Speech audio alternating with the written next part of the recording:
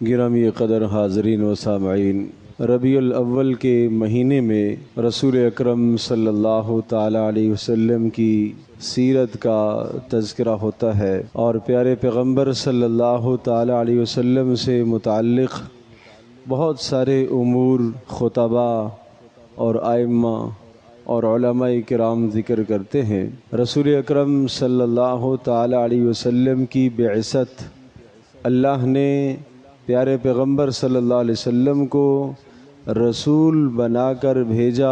یہ اللہ نے انسانیت پر سب سے بڑا احسان فرمایا، اور یہ احسان صرف رسول اکرم صلی اللہ تعالی علیہ وسلم کے زمانے کے لوگوں پر نہیں ہوا، بلکہ یہ اللہ کا احسان قیامت تک آنے والے سارے لوگوں کے لیے اللہ کا احسان عظیم ہے۔ پیارے پیغمبر صلی اللہ تعالی علیہ وسلم کا وجود، آپ علیہ الصلاۃ والسلام کا دنیا میں تشریف لانا، اللہ نے انسان پر بے شمار احسانات فرمائے۔ اللہ نے انسان کو جان دی، طاقت دی، مال عطا فرمایا۔ اللہ نے انسان کو اولاد کی نعمت سے نوازا۔ اللہ نے انسان کو بہت بے انتہا نعمتیں عطا فرمائیں، لیکن یہ جو نعمت ہے رسول اکرم صلی اللہ تعالی علیہ وسلم کی بعثت مبارکہ، آپ علیہ الصلاۃ والسلام کا رسول بنا کر بھیجنا، یہ سب سے بڑا احسان ہے۔ اسی احسان کو اللہ نے سورہ آل عمران کی آیت نمبر 164 میں ذکر فرمایا، لَقَدْ مَنَّ اللَّهُ عَلَى الْمُؤْمِنِينَ، یقیناً، اور اگر اس کا قسم سے ترجمہ کریں تو تب بھی بے جا بات نہ ہوگی کہ اللہ قسم کھا کر یہ ارشاد فرما رہا کہ اللہ نے احسان فرمایا ہے۔ اور پھر اللہ تبارک تعالیٰ نے یہاں اپنے تمام کے تمام ناموں میں سے ذاتی نام لفظ اللہ ذکر فرمایا، اور لفظ اللہ تبارک تعالیٰ کا وہ نام مبارک ہے کہ اللہ کے جتنے بھی نام ہیں ان تمام کے تمام ناموں کا معنی لفظ اللہ کے اندر موجود ہے۔ تو اللہ تبارک تعالیٰ اپنی اللہ کی قدرت بھی، اللہ کا علم بھی، اللہ کا حلم بھی، اور اللہ تبارک تعالیٰ کی تمام صفات، وہ سب کی سب صفات اس ایک لفظ میں ہیں۔ تو یوں ارشاد فرمایا کہ اللہ جو کریم بھی ہے، جو مہربان بھی ہے، جو حلیم بھی ہے، جو قدرت بھی رکھنے والا ہے، جو تمام کی تمام صفات کمالیہ کا مالک ہے، اس اللہ نے تمہارے اوپر احسان فرمایا۔ اللہ کیا احسان فرمایا؟ لَقَدْ مَنَّ اللَّهُ عَلَى الْمُؤْمِنِينَ اِذْ بَعَثَ فِيهِمْ رَسُولًا مِّنْ أَنفُسِهِمْ۔ احسان یہ فرمایا کہ اللہ نے ایک عظیم الشان رسول تمہیں عطا فرمایا، ایک عظیم الشان رسول تمہیں عطا فرمایا، اور پھر اس عظیم الشان رسول کے انقلاب کے 4 بنیادی عناصر ذکر فرمائے کہ اس رسول نے دنیا میں کس طرح سے انقلاب برپا کیا ہے۔ اس انقلاب کے 4 بنیادی عناصر، 4 بنیادی اصول، 4 بنیادی مضامین اور 4 بنیادی نصاب آپ کہہ لیجئے، یہ سارے الفاظ کی تعبیر، الفاظ کے ساتھ تعبیر کی جا سکتی ہے ان 4 باتوں کی۔ وہ 4 عناصر کیا ہیں؟ اِذْ بَعَثَ فِيهِمْ رَسُولًا مِّنْ أَنفُسِهِمْ۔ نمبر 1، یتلو علیہم آیاتی، اللہ کی آیات تلاوت کر کے سنائے گا۔ یہ اس کا بڑا منصب ہے، اس نبی کا عظیم ترین منصب ہے، یتلو علیہم آیاتہ۔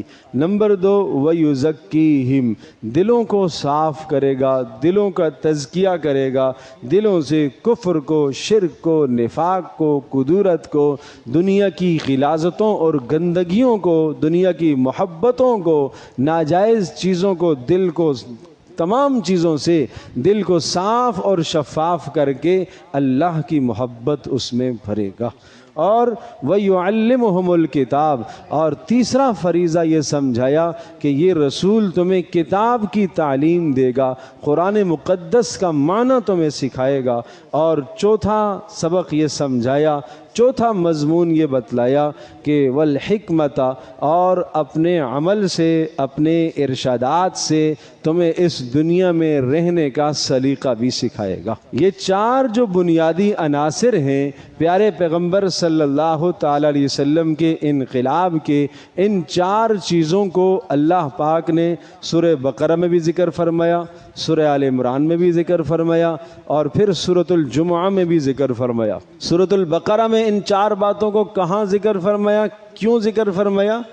رسول اکرم صلی اللہ تعالی علیہ وسلم ابھی دنیا میں تشریف نہیں لائے، ابھی پیارے پیغمبر صلی اللہ تعالی علیہ وسلم کے والد ماجد بھی نہیں آئے، ابھی آپ کے دادا بھی نہیں آئے، ابھی آپ کے پردادا بھی نہیں آئے، اور ابھی آپ کے خاندان کے پچھلے بڑے کتنے لوگ نہیں آئے۔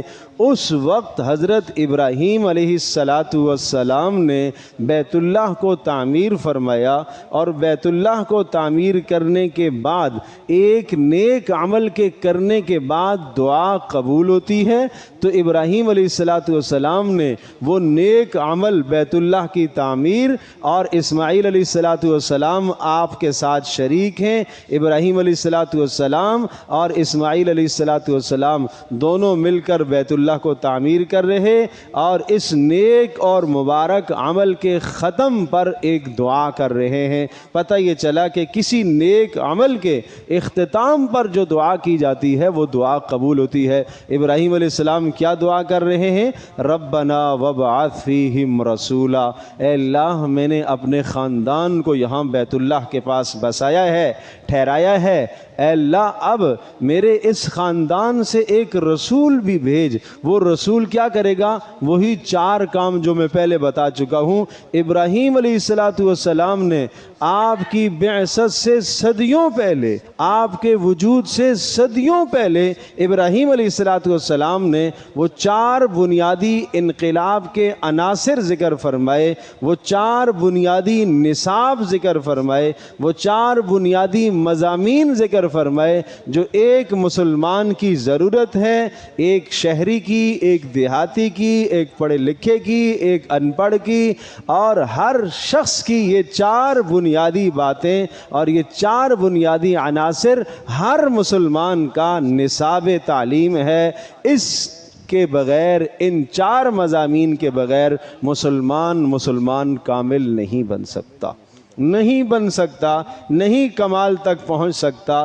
یوں سمجھ لیجئے آپ ایک بچے کو تعلیم دیتے ہیں اور نرسری سے نکلتا ہے اور پھر جناب پرائمری میں آتا ہے اور پھر مڈل میں جاتا ہے، میٹرک میں جاتا ہے، انٹر کی تعلیم حاصل کرتا ہے، اور اس کے بعد نہ جانے آگے کتنی وہ ڈگریاں تعلیم کی حاصل کرتا ہے، اور وہ تعلیم کے تمام مراحل اور تمام کی تمام ڈگریاں اور تمام کے تمام وہ مضامین اور نصاب ہم اپنی زندگی کا حصہ سمجھتے ہیں، ضروری سمجھتے ہیں۔ جو ہمارا جوان اس تعلیمی نصاب سے نہیں گزرے گا ہم اس کو ان پڑھ سمجھتے ہیں، ہم اس کو جاہل سمجھتے ہیں، ہم اپنے معاشرے کے اندر اس کو پڑھا لکھا کہنے کو تیار نہیں ہیں۔ تو یاد رکھیے گا جو آدمی ان چار مضامین سے جو رسول اکرم صلی اللہ تعالی علیہ وسلم کا بنیادی بعثت کا مقصد بتلایا گیا، جو ابراہیم علیہ السلام نے ذکر فرمائے، جو رسول پاک صلی اللہ تعالی علیہ وسلم کا اللہ کی جانب سے احسان عظیم ہوا کہ اللہ نے اپنے نبی کے ذریعے سے یہ چار مضامین آپ کو عطا فرمائے۔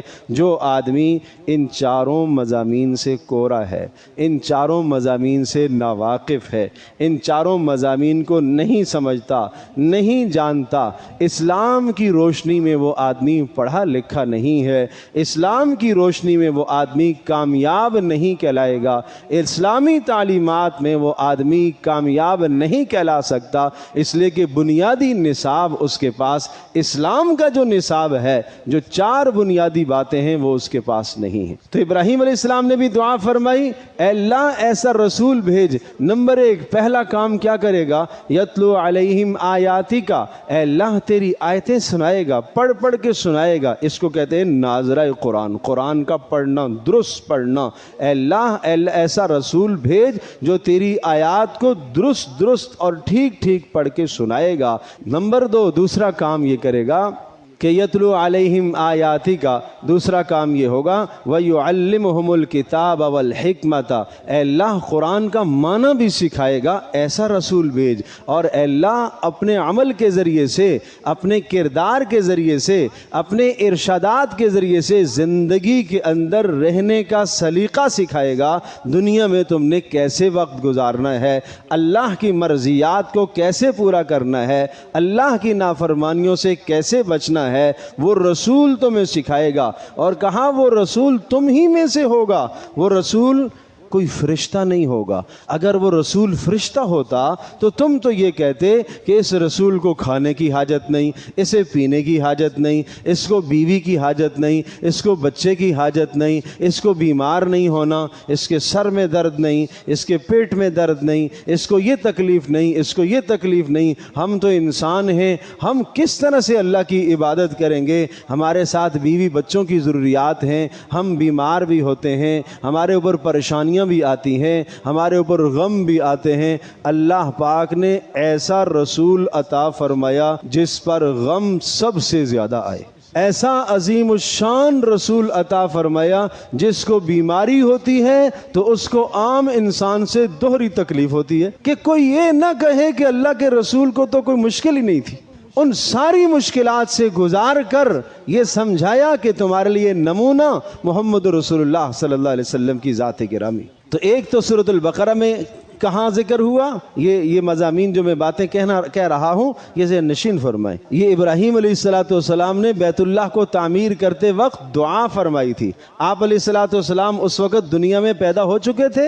نہیں، آپ کی پیدائش سے صدیوں پہلے ابراہیم علیہ السلام نے اللہ سے محمد رسول اللہ صلی اللہ علیہ وسلم کو مانگا، اور وہ 4 بنیادی عناصر انقلاب کے، کامیابی کے، مسلمان کا نصاب وہ ابراہیم علیہ السلام نے متعین فرمایا۔ پیارے پیغمبر صلی اللہ تعالی علیہ وسلم نے انہی 4 بنیادی عناصر پر کام فرمایا، محنت فرمائی۔ پھر اللہ تبارک تعالی نے سورہ آل عمران کی آیت نمبر 164 میں اسی مضمون کو امت پر احسان عظیم کے ذریعے سے یاد کرایا کہ اللہ پاک نے تمہارے اوپر بڑا احسان کیا کہ اللہ نے تمہیں عظیم الشان رسول دیا، اور اس رسول کے یہ 4 مناصب ہیں اور یہ 4 کام ہیں، اور ان 4 کاموں کے ذریعے سے وہ امت میں انقلاب برپا کرے گا۔ پھر اسی طرح سے سورۃ الجمعہ میں اسی مضمون کو پھر سے دہرایا، هو الذی بعث فی الامیین رسولا منہم۔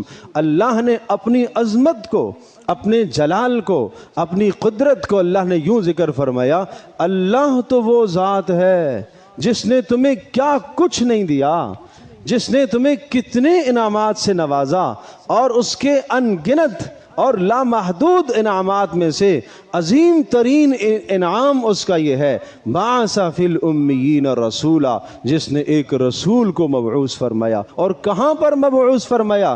کس ماحول میں، کس معاشرے میں؟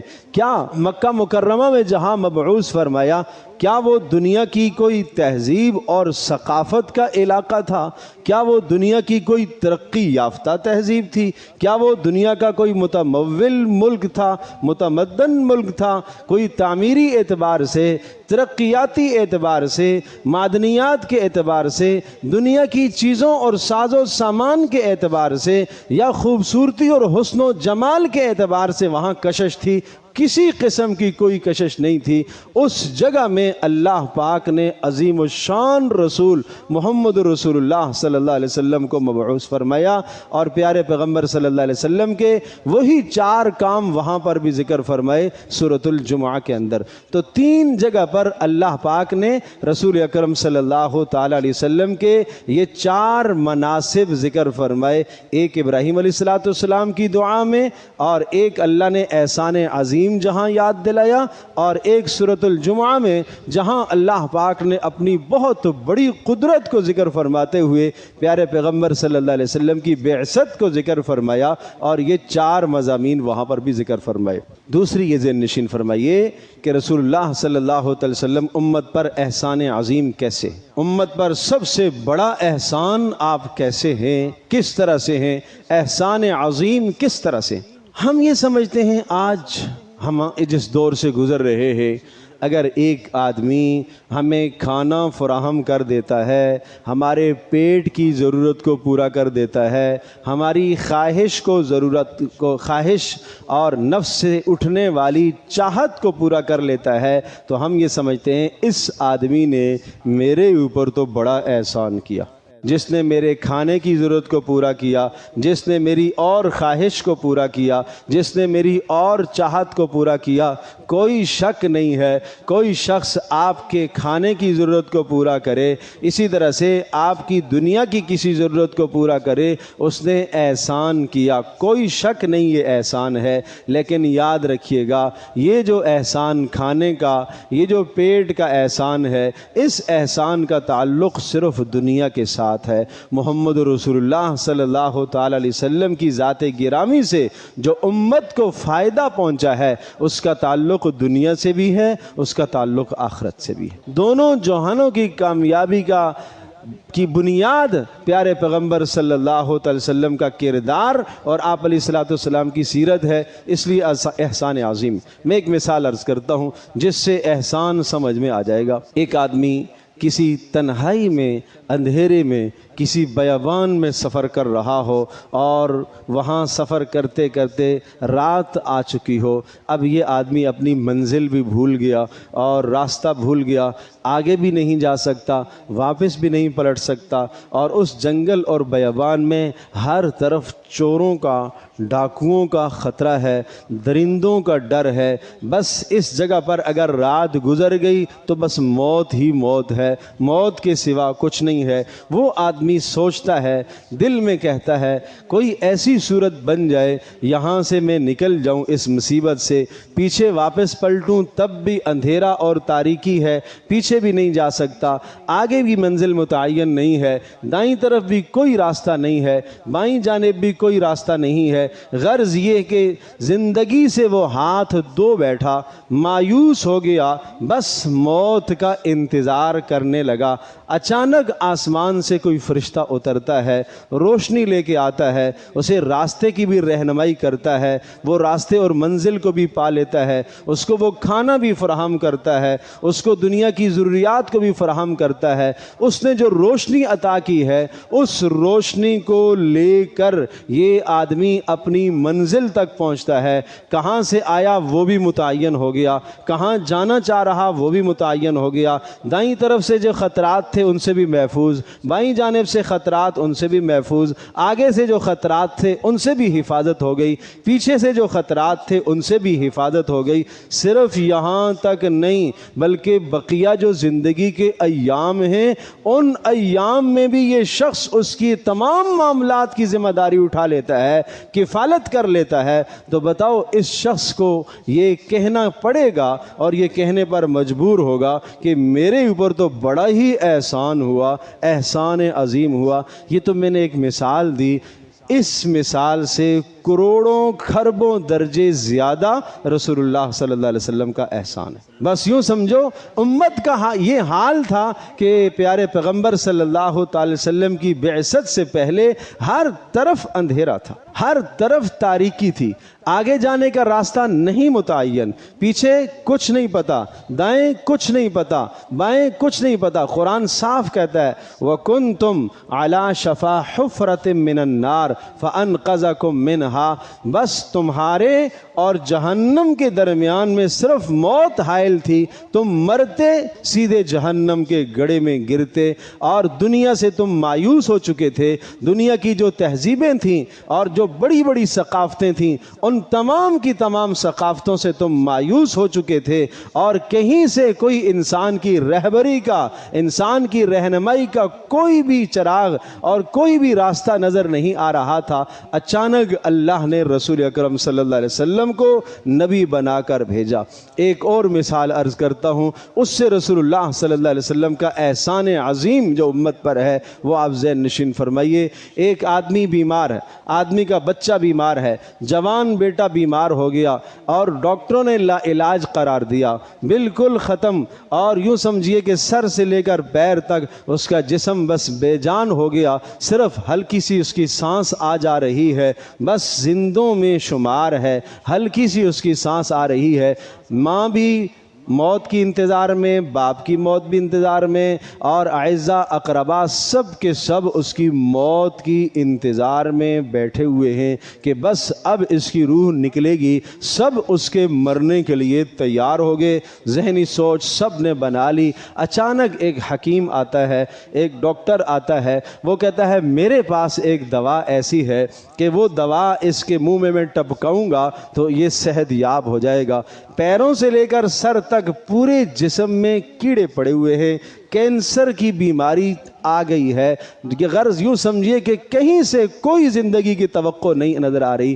اس شخص نے اگر ایک قطرہ آ کے اس کے منہ میں ٹپکایا، یہ جو مرنے کے قریب تھا، اس نے آنکھیں کھولی، سب خوش ہو گئے کہ کچھ امید بحال ہو گئی ہے۔ تھوڑی دیر کے بعد دوسرا دوا کا قطرہ ٹپکاتا ہے اور اس کے چہرے پر تازگی آتی ہے۔ تھوڑی دیر کے بعد تیسرا قطرہ دوا کا ٹپکاتا ہے، وہ اٹھ کے بیٹھ جاتا ہے۔ پھر اگلا قطرہ، اگلی خوراک اور دوا اسے دیتا ہے، مزید اس میں طاقت پیدا ہو جاتی ہے۔ پھر دوا دیتا ہے، اتنی طاقت پیدا ہو جاتی ہے کہ وہ اپنے پاؤں کے اوپر چلنے کے قابل ہو جاتا ہے۔ پھر اس کے بعد بڑھتے بڑھتے وہ دوڑتا ہے، اور بڑھتے بڑھتے ایک بہترین جوان جس عمر میں تھا اس طرح سے بن جاتا ہے۔ تو ماں باپ کیا کہیں گے، ہمارے اوپر اس شخص نے سب سے بڑا کائنات میں احسان کیا، جس نے ہمارے مردہ بچے کو دوا دی جس سے وہ زندہ ہو گیا۔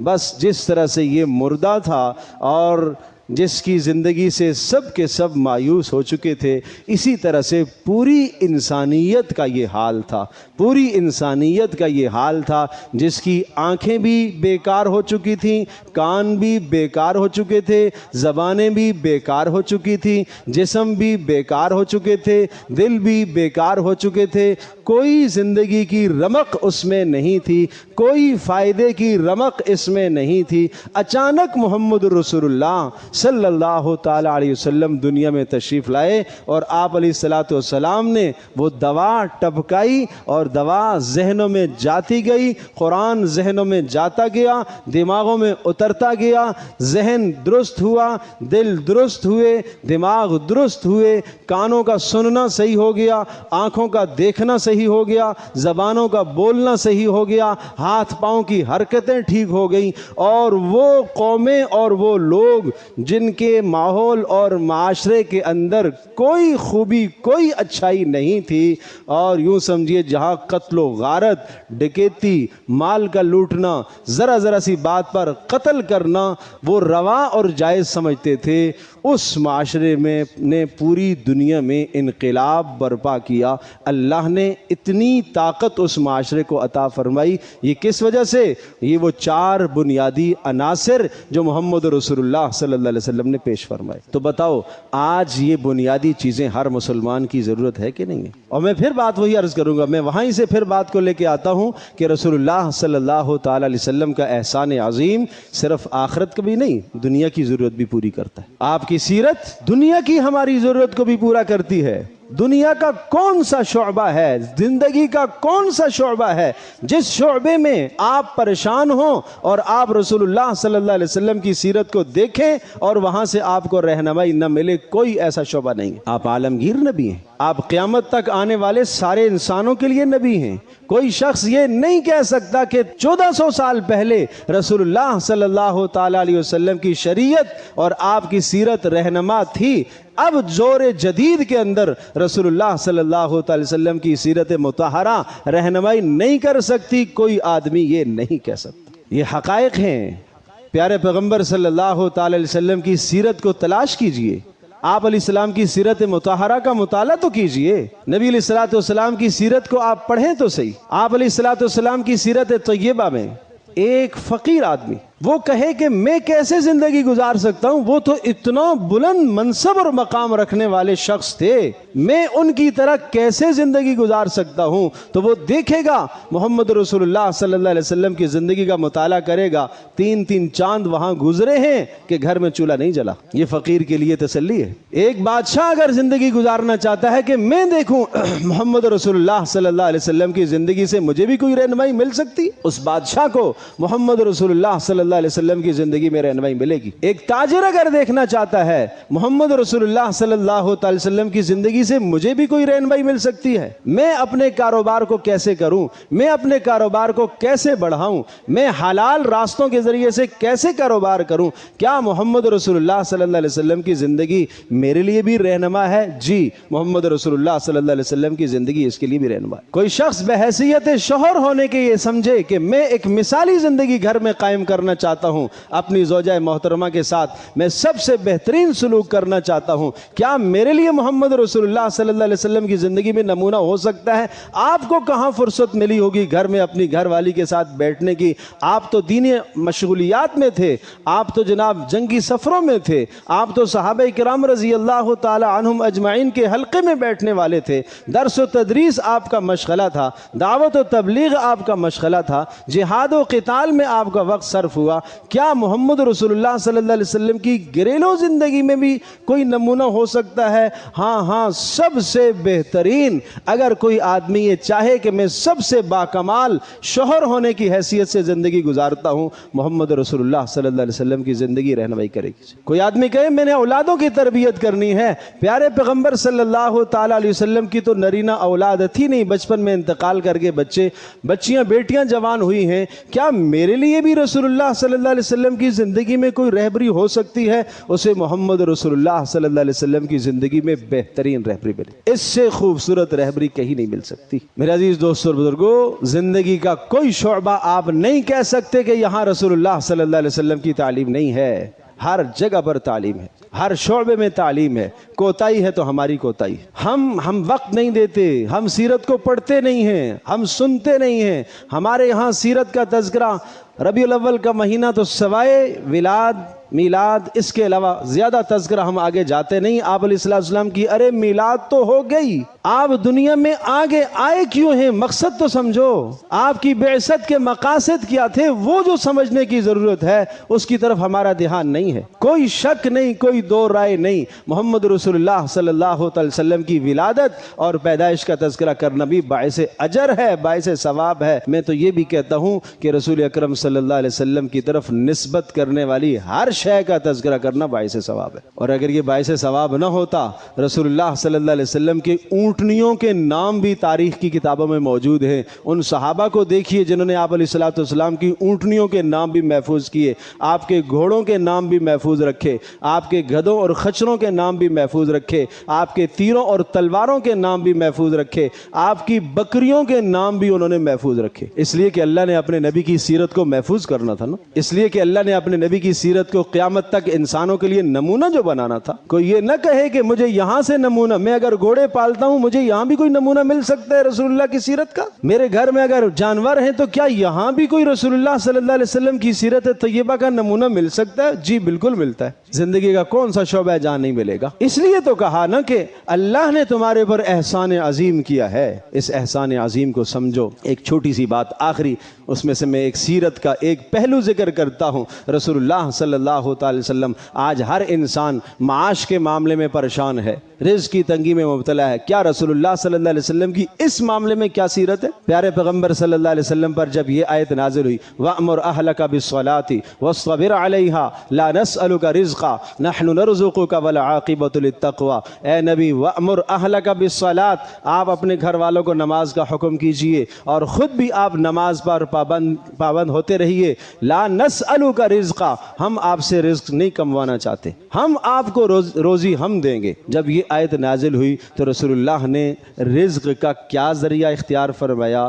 آپ صبح فجر کی نماز سے پہلے اپنے گھر حضرت فاطمہ حضرت علی رضی اللہ تعالی عنہما کے دروازے پر دستک دیتے اور یہ آیت پڑھتے روزی کو اگر چاہتے ہو اٹھو نماز کو قائم کرو۔ یہ ذریعہ ہے کہ نہیں ہے؟ کیا آج کا مسلمان ایسا کرتا ہے؟ آج فجر کی نماز چھوڑ کر کس منہ سے ہم اللہ پاک سے روزی میں برکت چاہتے ہیں؟ آج سارا گھر چھٹی والے دن صبح سویا ہوا پڑا ہوا ہے، پھر بھی ہم کہتے ہیں ہمارے رزق کے مسائل حل ہو جائیں۔ کیسے حل ہوں گے؟ اللہ کے نبی کی سیرت تو یہ، حضرت عروہ ابن زبیر ان کا معمول تھا جب باہر کسی مالدار شخص کو دیکھتے گھر میں آتے اور گھر والوں کو نماز کا حکم دیتے۔ اللہ نے یہ کہا کہ اگر مالداری چاہیے اور اگر روزی کا انتظام چاہیے تو خود بھی نماز کو پابند کیجئے، خود بھی اپنے آپ کو اور اپنے گھر والوں کو بھی نماز کا پابند کیجئے۔ عمر بن خطاب رضی اللہ تعالی عنہما کا معمول تھا کہ جب بھی تہجد کے وقت اٹھتے تھے تو تہجد کے وقت اپنے گھر والوں کو بیدار کرتے تھے